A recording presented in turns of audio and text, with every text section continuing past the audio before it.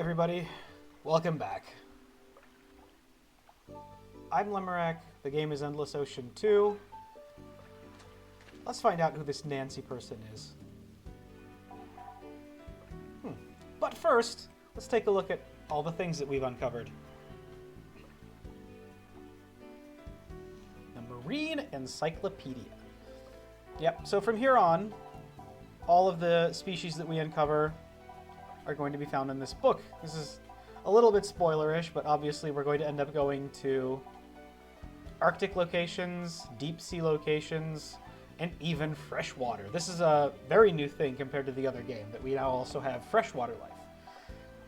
Just because I imagine if you're like me, then you hate the little blinking notifications in front of all these, so let's get rid of them. Let's see everything. Is it enough to just look at the page? Nope, you have to have them selected. Alright. Let's flip through all these guys quickly. Flame Angel, Emperor Fish, the young Emperor Angelfish. There's the Sailfin Tang, young Sailfin Tang, Yellow Tang, the Dory Fish, Purple Queen, and so on. I think it's probably best if I just click through all these on my own time. You don't have to watch me do it. Other things we have, of course, we have our collections. Up to this point, I believe it includes only coins, but we are also going to be able to start salvaging treasures. This is another new feature from the old game, or as compared to the old game. So we have Monoceros, or Monoceros. A gold coin engraved with the constellation Monoceros refers to the mythical unicorn. We have Camelopardalis coin. It's a fairly new constellation invented in the 17th century. What does it mean, though? The Scutum coin. Named for a Polish king who repelled an Ottoman army. Believe Scutum is Latin for, like, shield, isn't it? I'm not sure. Anyway, so that's the 3 coins we have so far. There are 100 to collect, so quite a ways to go still. And then we have the notebook. This is our quest guide. This is going to tell us all the things that we have. Yep, we got the story notes so far. There is a legend about the Song of Dragons that originated in the Pacific Rim. Intrigued by the story, you take a leave of absence from college to visit the Pelago Commonwealth in the South Pacific. By chance, you ended up working for L&L Diving Service, run by the former world-renowned marine adventurer Jean-Éric Louvier. On your first day, yep. We know all this. We were there.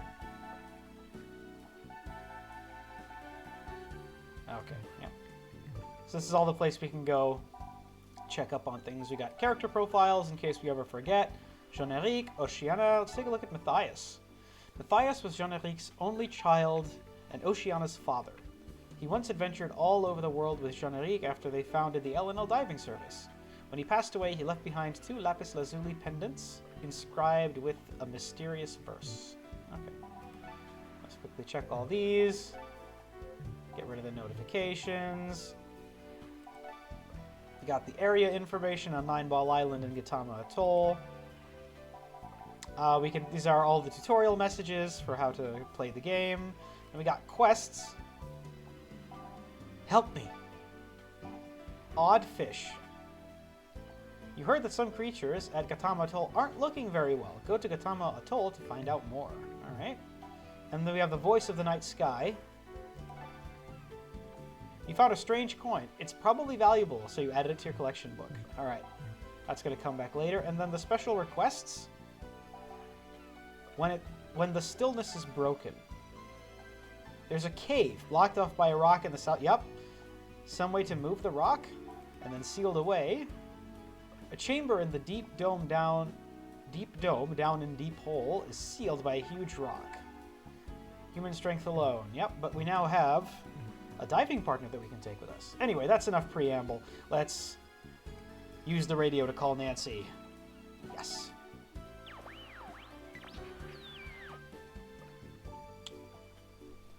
Top trader in the Pelago Commonwealth, Nancy Young speaking. Got it. I'm on my way. Deliberately didn't put on an accent here, but... Ah, here she is.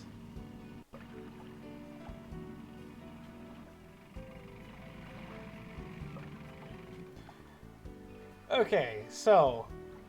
Given the geographical location that we're in, I'd say there's a much higher chance that this lady is Australian.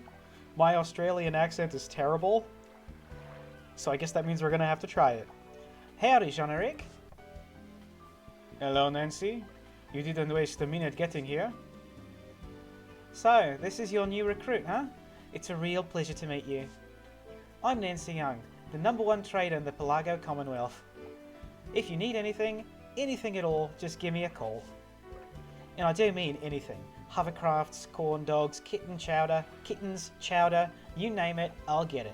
Well, I'll try to anyway. Hey Nancy, could you take a look at something for us? Sure. What is it? Oh, this is made up of lapis lazuli, isn't it? It's similar to the traditional charms you use in East Asian countries. Yes. But this specific style of carving isn't associated with those cultures at all. So, it was made by a different culture? Yes, it was. It's also extremely old. Oh, but look at the engraving. The road to the truth is the Song of Dragons. It's written in English, which is odd enough, but it seems to have been carved relatively recently as well. Yes, we think that my son, Matthias, might have inscribed it while he was still alive. But what could it mean? I'm sure I have heard of it somewhere before. The road to the truth is the Song of Dragons. The Cyclades suffer under the shroud of Poseidon's curse. As the waves crash and the battle cries rise, Vulca Castle shall sink before our eyes. What on earth was that? It's from a mythical epic written back in the 19th century, written by a 19th century Turkish poet. This verse talks about the sinking Vulca Castle. Yes, of course. I've heard of it before. The legend says that Vulca Castle still lies somewhere in the Aegean Sea. The castle is said to have sunk to the bottom of the sea overnight, but it still remains undiscovered to this very day, along with all its treasures. So, if Dad did leave us this message, is he telling us to find Vulca Castle? Our character now says something. Oh, you want to know more about Matthias? He was exceedingly smart, very much like you. He studied oceanography very intently. He died 15 years ago in an accident while exploring the sea depths. What? You want to go to Vulca Castle? And so do I. Dad wanted to tell us something, and it was something to do with Vulca Castle. Well, I would be lying if I said I had no interest myself. And a visit to the Aegean Sea would certainly be beneficial for the business. All right, it's settled. Let's pack up and head for the Aegean Sea. In that case, I'm sure you'll need some diving equipment, right? And because you're such good customers, I'll waive the appraisal fee for those pendants. Trader Nancy. Call Nancy when you want to buy new items or have items you've salvaged appraised. You can divide everything I sell into 3 basic categories. You have equipment, which contains, well, suits, wetsuits, gloves, fins, all that stuff. Then there's Island and Reef, where you can pick up items to liven up Nineball Island or build an awesome private reef. And finally, you have Other, for those things that don't fit anywhere else. Alright, I'll stop blabbering so you can get to shopping. Yeehaw! Guess she is supposed to be Texan after all, but... I mean, come on. Texas is so far away. Let's see what... We can't appraise items because we don't have anything. What does she have for sale? Alright, we only have 1,000 peas, I guess. Pieces of 8. Something. So that means we can potentially buy gloves. Buoyancy devices, tanks, fins, all that stuff. Island and reef right now. I got a couple stuff. The private reef is going to be a bit interesting because that's a feature that will be introduced a little bit later. I still don't really understand how it works, but maybe we'll learn together. And then nothing in other right now. Well, that's fine. We don't actually need to buy anything from her yet. That was pretty much it. By the way, did you remember that equipment I asked you to get for me? What equipment? Oh, right. You wanted an underwater camera and some night diving gear, right? You forgot, didn't you?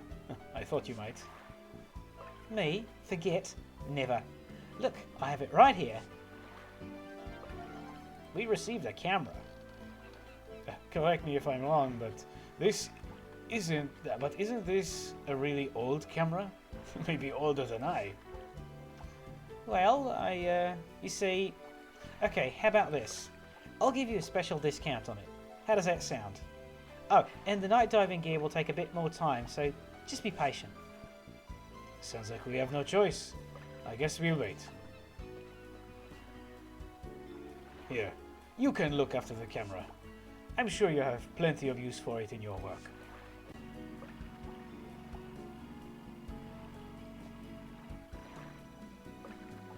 Oh yes, feel free to use a Nintendo Wi-Fi connection.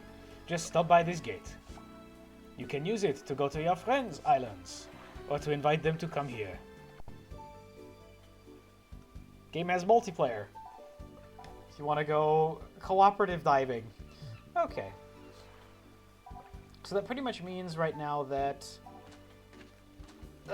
sorry.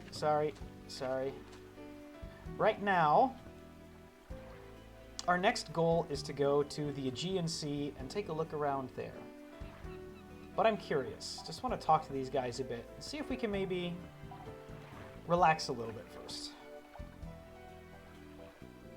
So, the Song of Dragons is connected to Volca Castle. Could Dad have been after the Song of Dragons too? Hey, here's the reward for the maps you filled in.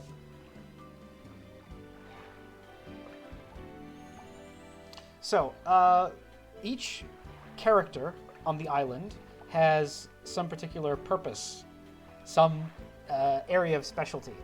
Hers is, I believe, guided tours and collecting maps. So remember when I showed you in the previous episode how the squares on the map filled in? We get money for each square. And we get, I think, a bonus if we manage to complete a map. Yeah, swim in an area you haven't been before. Yep. Just like I said, you'll get a reward. Yep, just keep exploring. You know the maps you're filling in? How about selling the completed ones? These maps, with all the data from the areas we've surveyed, would definitely be useful to other people who want to dive there. And the money they earn will help keep L&L Diving Service running.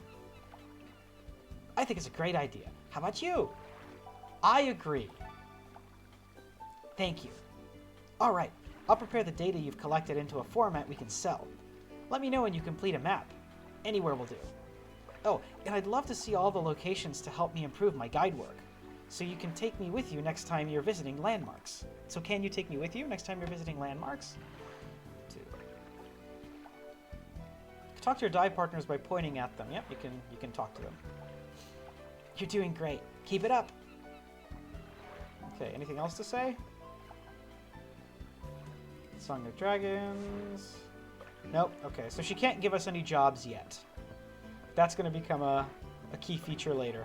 We are supposed to be here working for this company after all.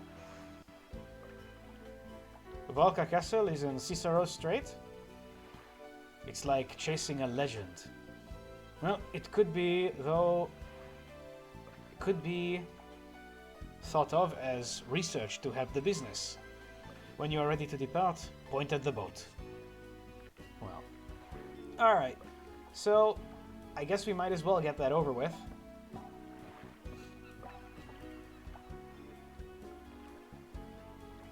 Okay, let's make the world our oyster. You know we're not taking the boat the whole way, right? We'd never get there. We're going to head to Pelago's main island, then take a flight. Just select Cicero Strait in the Aegean Sea from the world map. Oh, and don't forget to take us it'll take us one whole day to get there by plane.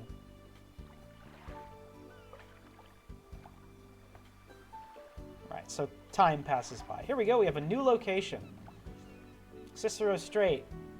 Right there in the Aegean Sea. This is Greece, this is Turkey, that's Italy right there, this is the Mediterranean Sea. We got Africa, North Africa around there, we got the Arabian Peninsula, and right there, Cicero Strait. Let's take a look at where we are while we're at it. Clouds are getting in the way a little bit, but right, this is the Pacific Ocean. That's Korea over there. That is Japan. Sorry, I got it wrong. That's Korea over there, the little one over there. That's Japan, and then this would be China. Down there is Singapore, that would be Southeast Asia, and there is Australia. So we are right in the middle of what is known as Micronesia, which is a section of the Polynesian Islands. The Pelago Commonwealth, this place I believe is fictional. This is not a real place. Alright, let's go to Cicero Strait.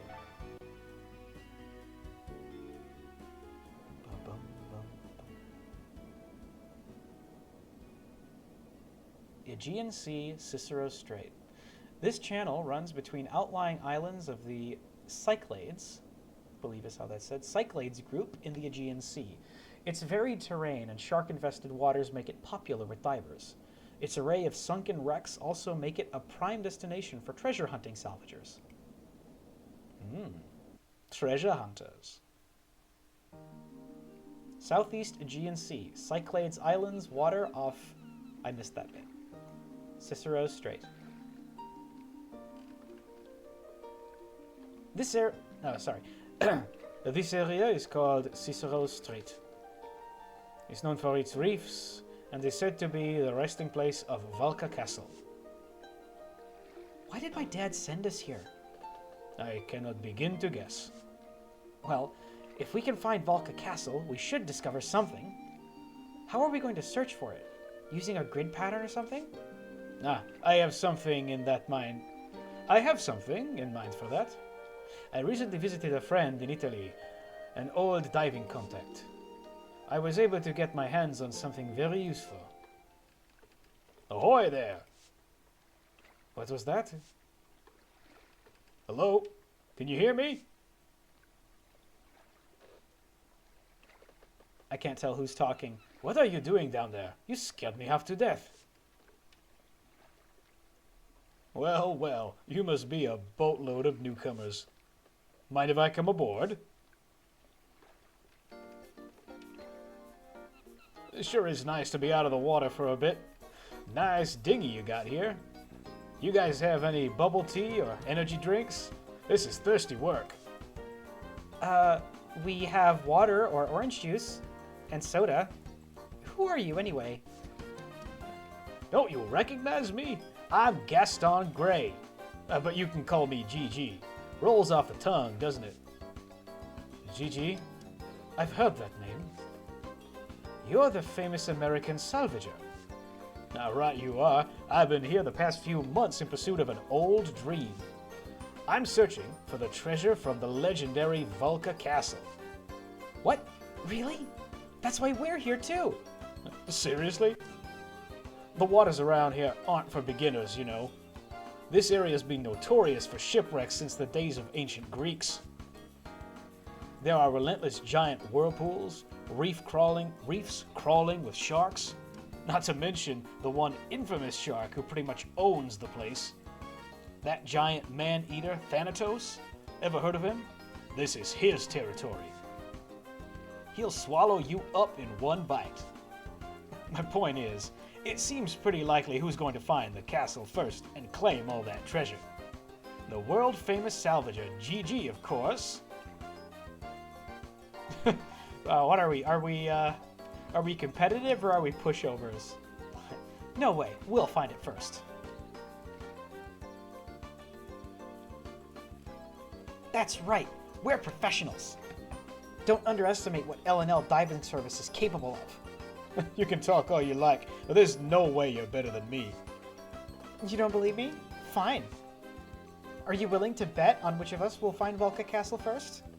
Oh, you're on. If you find it before me, I'll scrub your boat with my toothbrush. Just don't cry when I find it first. See you around. That guy was so annoying. And rude, too.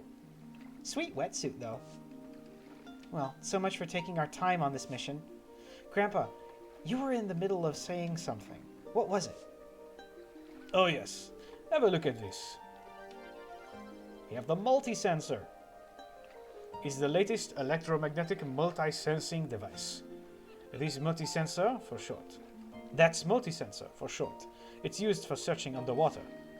It should help us find what we're looking for much more efficiently. Awesome! We'll find Volca Castle in no time with this. Unfortunately, its range is only about 100 feet. We need to find some clues about the castle's whereabouts first. Just think about it. No one has ever found the place. Volca Castle isn't going to be just lying around somewhere on the seafloor. But it's an entire castle.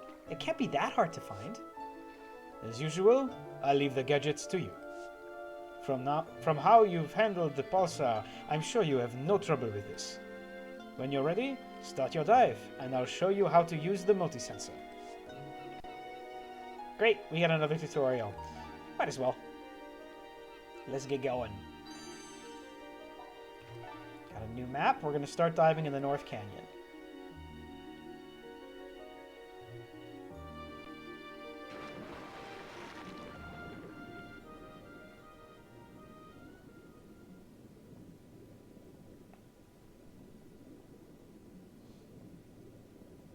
Cicero Strait, North Canyon, depth 130 feet.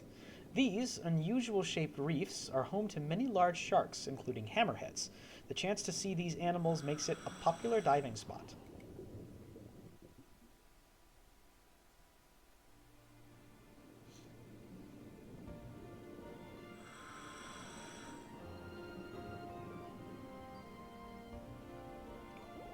Cicero Strait, Aegean Sea.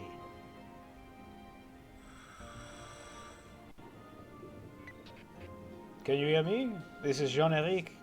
The multi-sensor is used to find objects buried in the seabed. The ship's sensor indicates that it's too deep here to use it. There should be an opening between the rocks right in front of you. Try moving there first.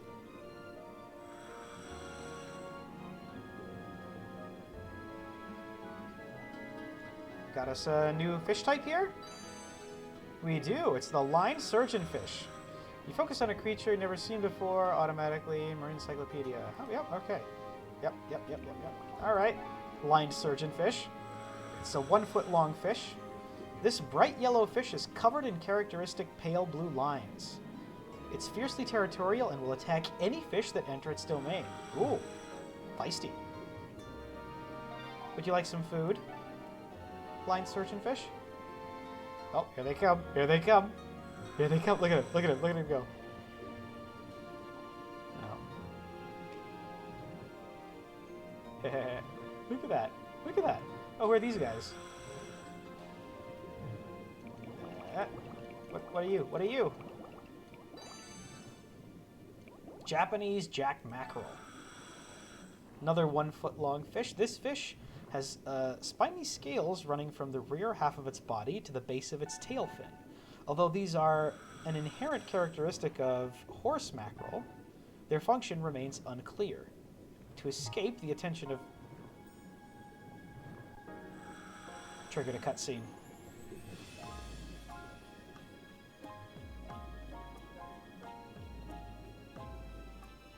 We discovered the North Canyon.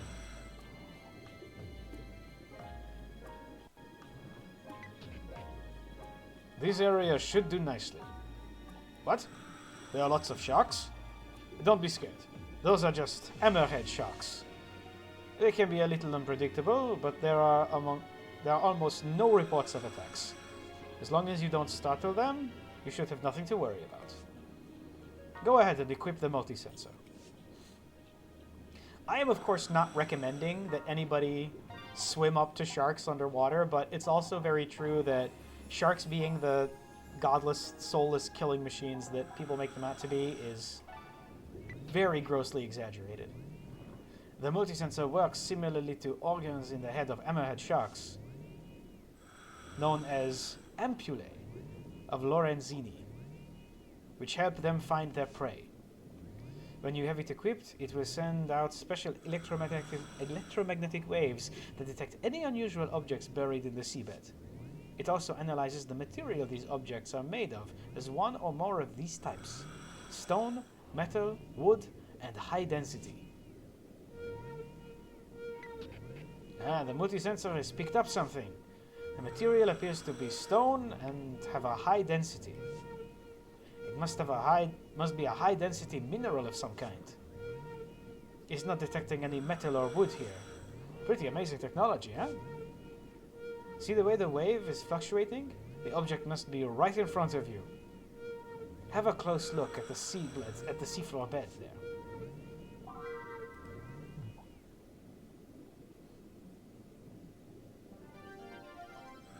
Lapis lazuli chip. Looks like you found something. A piece of lapis lazuli? Dad's pendant. It's made of lapis lazuli too. Indeed it is. I wonder if there's some connection. From what I can see on the ship's sonar, there's a similar shallow region in the southwest. Why don't you search it with a multisensor? Sure, let's do that. I think we can just swim through this way, right? Who are you guys? Swallowtail sea perch. These orange and light pink fish have long pectoral fins and a split tail like a swallow's. One is lovely, but the sight of a large group gathered around the coral or reefs is breathtaking. Look at him. Look at the little guys. See if I can go pet a shark. Again, I would never recommend you do this in the real world, but this is why we play video games. Can you hear me? This is Jean-Eric. That big shark is a hammerhead. You can see that its T-shaped head looks a bit like the head of a hammer. These sharks are very popular with divers. When looking up from underneath, a hammerhead silhouette can look quite surreal. It truly feels like you've entered another world. It does look a bit like an alien, doesn't it? Scalloped hammerhead. Named for its distinctive head, which protrudes to the left and right, its eyes and nostrils are at the very end of each side. And it's said to have heightened senses of smell and sight. Its unique shape also acts like a rudder, giving it the ability to turn sharply. It dislikes the noise of divers' exhaled bubbles and generally will not approach them, but this does not mean there is no risk of attack, and caution is necessary. So, you know, just don't bug him. Now that we've said that, here, let's bug the shark. Hello. Hello.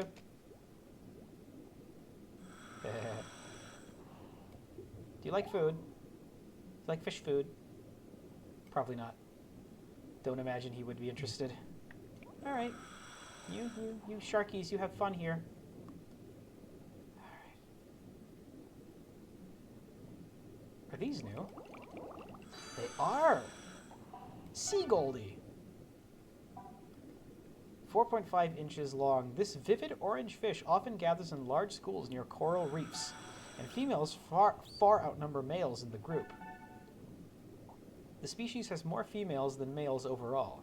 Males have distinctive characteristics such as a red-violet pattern on their pectoral fins and elongated thread-like tips on their fins. Yeah, I saw that. I saw there was one little colorful fish swimming there among the yellow ones. Try finding the males in a school if you see them near sea anemones. See it, there it is. See it?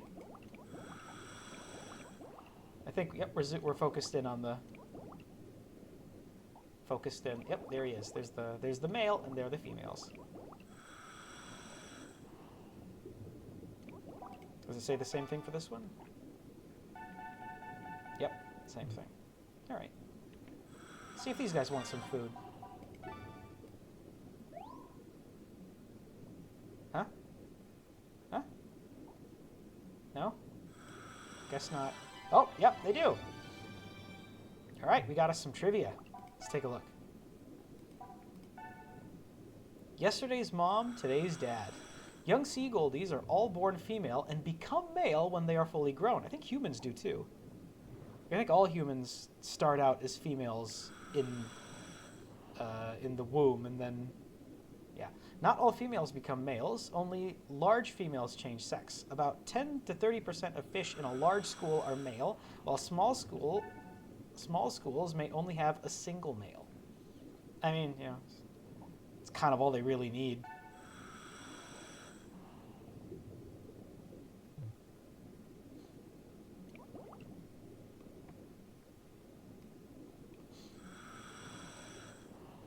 We were headed toward the side. Yeah, we were headed this way, I think. But first, jellyfish. We got jellyfish.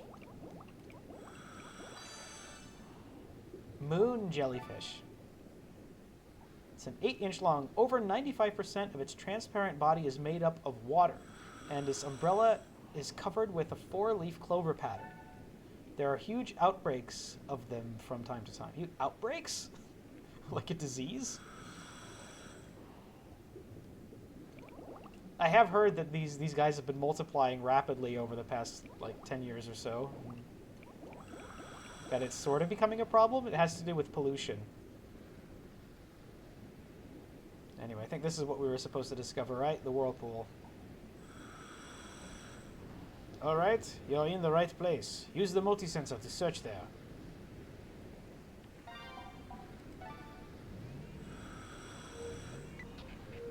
The multi-sensor is picking up something, but we are blocked by a whirlpool. This whirlpool must be one of the infamous Cicero's undines. This area is known for these whirlpools. Sailors have feared them for generations. You'll have to try to get around it somehow. Easier said than done. The map shows a rock face to your right.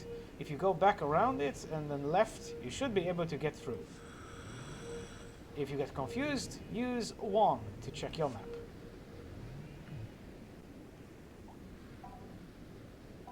Yeah. No worries. I'm not going there. Let's take a peek. Yep.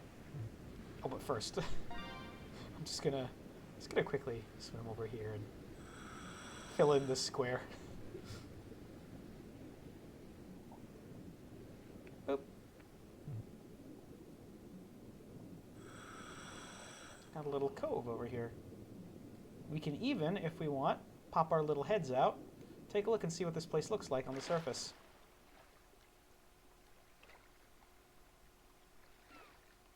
This is also a very nice little bit of variance they added.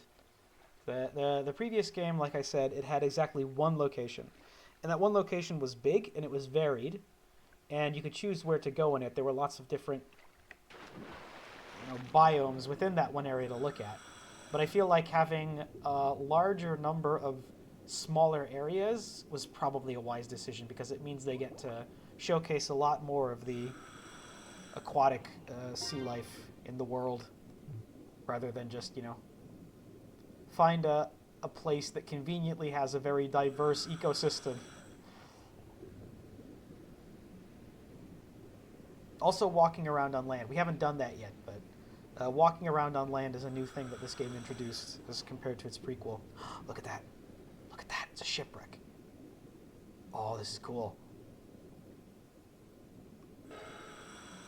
Oh, we're running out of air. Okay. All right. Fine.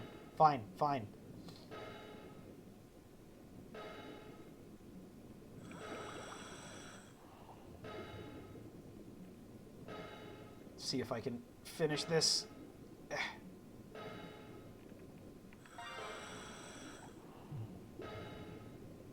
Been a while since I've had this little air. Will it let me finish? Oh, there. I see it. Yeah. Got the lapis lazuli lump. It looks like you found something. What is it? Another piece of lapis lazuli. There seems to be quite a lot of it down there. In fact, there's too much of it to be occurring naturally. Perhaps a ship carrying a load of these stones sank here and they spilled out? Hold on a second. I have some records here that might have information. Ah, yes. It seems a ship called the Arctos went down near here. She sank in the early 20th century and her wreck is still down there. She was a trader running between Egypt and Greece. You know, Egypt has been famous for its lapis lazuli crafts for centuries. The wreck of the Arctos is somewhere in E4 on your map. It might be worth searching there. Now that you know the rough topography of the area, you can dive right from here next time. Good, because I'm running out of air.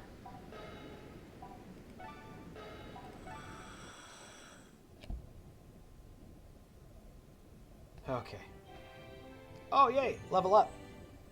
I believe that means we can also dive a little bit longer, but the best way to get us to dive longer is to upgrade our equipment.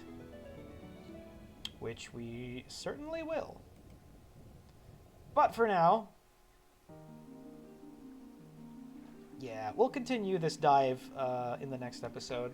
I hope you're enjoying this. This is not your typical type of gaming content, and I'm very, very grateful for everybody who stops by and checks it out. It's a really lovely piece of nostalgia for me, and I'm sure everybody else who played this game back in the day is feeling very, very happy right now. I guess I'll see you guys next time. It's been an absolute pleasure. See you later.